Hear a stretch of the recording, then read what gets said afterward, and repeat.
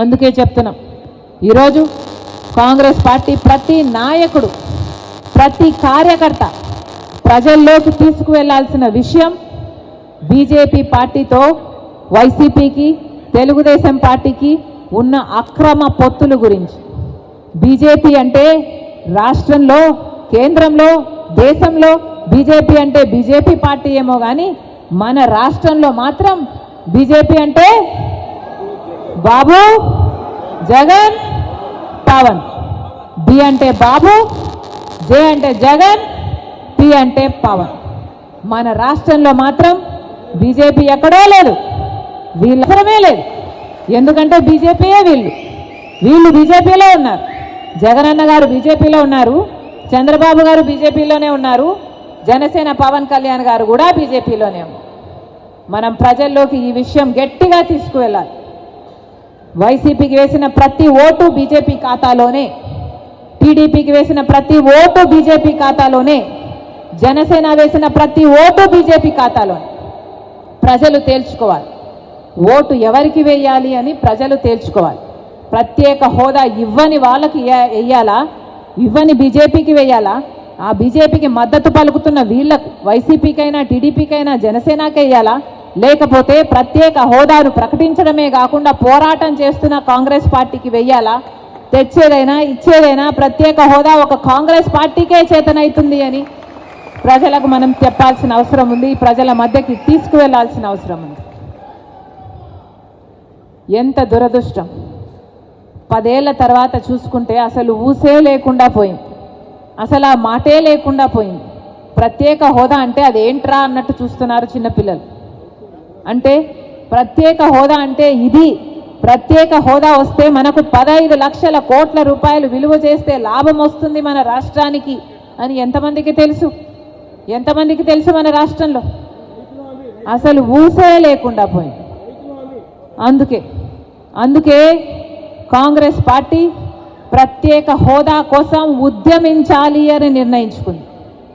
ప్రత్యేక హోదా ఉద్యమాన్ని భుజాన ఎత్తుకున్న పార్టీ కాంగ్రెస్ పార్టీ. ప్రత్యేక హోదా కోసం ఉద్యమించకపోతే మన రాష్ట్రానికి ప్రత్యేక హోదా రాదు. ఇది మటుకు అందరూ రాసి పెట్టుకోవాలి.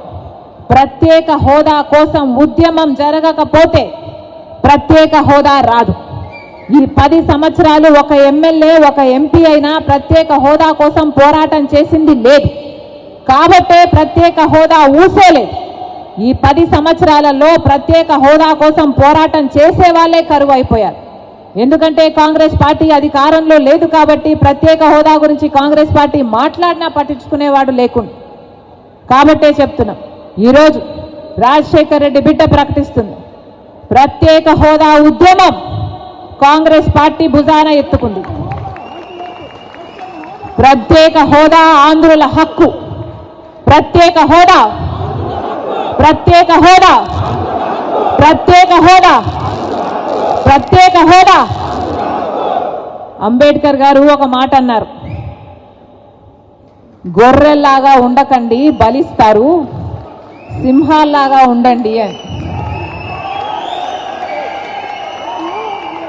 10 ఏళ్ళు గొర్రెల్లాగానే ఉన్నాం కదా, 5 ఏళ్ళేమో చంద్రబాబు గారిని నమ్మి గొర్రెలయ్యాం, ఇంకొక 5 ఏళ్ళేమో జగనన్న గారిని నమ్మి గొర్రెలయ్యాం. 10 ఏళ్ళు గొర్రెల్లాగా ఉంటే ఏమైంది? ఈరోజు మనం బలిస్తున్నారు. అందుకే సింహాలలాగా ఉండండి అన్నాడు అంబేద్కర్ గారు. సింహంని చూస్తే ఎవరికైనా బలి ఇయ్యబుద్ధి అవుతుందా? ఏమన్నా సింహం చూస్తే ఎవరికైనా బలి ఇయ్యబుద్ధి అవుతుందా? గొర్రెను చూస్తే ఏమవుతుంది? గొర్రెను చూస్తే ఏం చేయబుద్ధి అవుతుంది?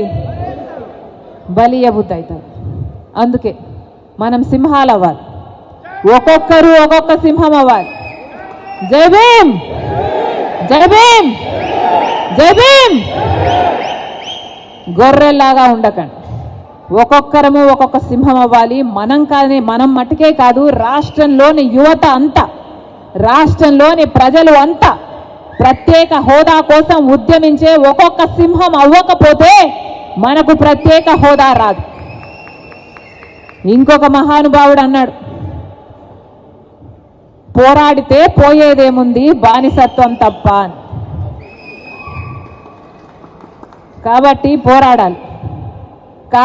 పోరాడాలి. పోరాడకపోతే ఏది మనకు తట్టలో పెట్టి ఇవ్వరు. మనం పోరాడి సాధించుకోవాలి, అవసరమైతే లాక్కోవాలి. అలా తయారైంది లోకం తీరు. 10 ఏళ్ళు గమ్మనున్నామే, 10 ఏళ్ళు ఊసే లేకుండా ఉన్నామే. ప్రత్యేక హోదా ఇచ్చారా ఎవరైనా? పట్టించుకున్నారా ఎవరైనా? బీజేపీ పార్టీ ఇచ్చిందా మన మంచితనం చూసి? చంద్రబాబు గారు మన కోసం కొట్లాడారా మన మంచితనం చూసి? జగన్మోహన్ రెడ్డి గారు కొట్లాడారా మన మంచితనం గురించి? మన రాష్ట్రానికి పోలవరం ఇచ్చారనా? మన రాష్ట్రానికి ప్రత్యేక హోదా ఇచ్చారనా? మన రాష్ట్రానికి రాజధానికి డబ్బులు ఇచ్చారనా? దేనికి గౌరవం? ఎందుకు గౌరవించాలి ఇలాంటి మోడీ కేడీలని? కేడీ కాయా మోడీ? మోసం చేయలేదా ప్రజలని? మోసం చేస్తే ఏమవుతారు? మోసగాళ్ళు గారా? డిఫాల్టర్ను కదా కేడీ అనేది. డిఫాల్టర్ కాదా మోడీ? మనకిచ్చిన వాగ్దానాలలో ఒక్కటైనా నిలబెట్టుకోకపోతే అది డిఫాల్టర్ కాదా? మరి డిఫాల్టర్ని కేడీ అనక ఏమనాలి? మోసం చేసిన వాడిని 420 అనక ఏమనాలి?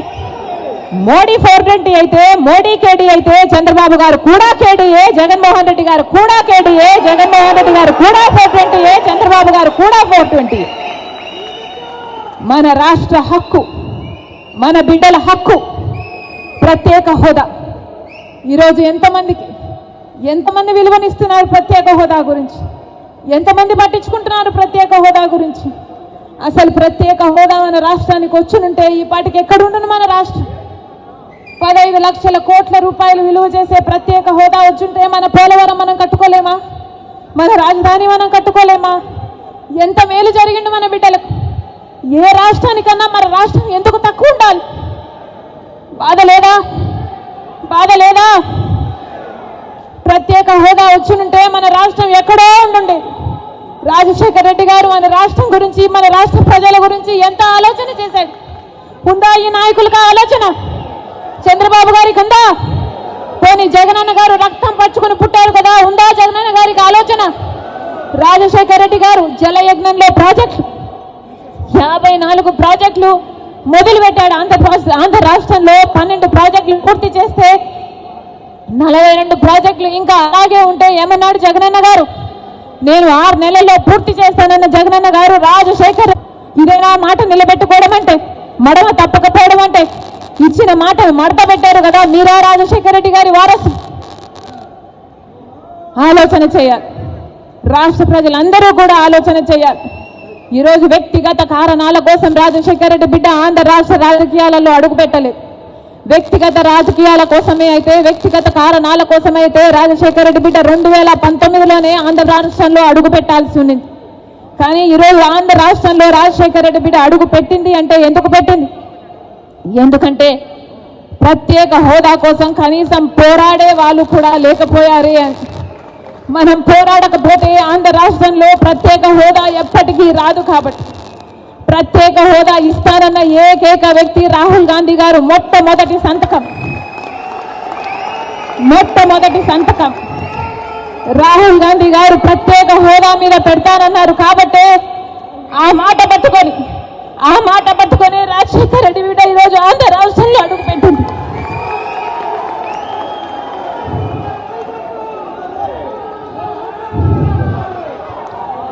ప్రత్యేక హోదా లేకపోతే ఆంధ్ర రాష్ట్రానికి భవిష్యత్తే లేదు. ప్రత్యేక హోదా లేకపోతే ఆంధ్ర రాష్ట్రం అభివృద్ధి చెందదు అని 10 సంవత్సరాలుగా చూసామా లేదా? మరి ప్రత్యేక హోదా మనకు లేకపోతే, ఆంధ్ర రాష్ట్రం జరగకపోతే మన బిడ్డలు ఎలా బతకాలి? ఆంధ్ర రాష్ట్రం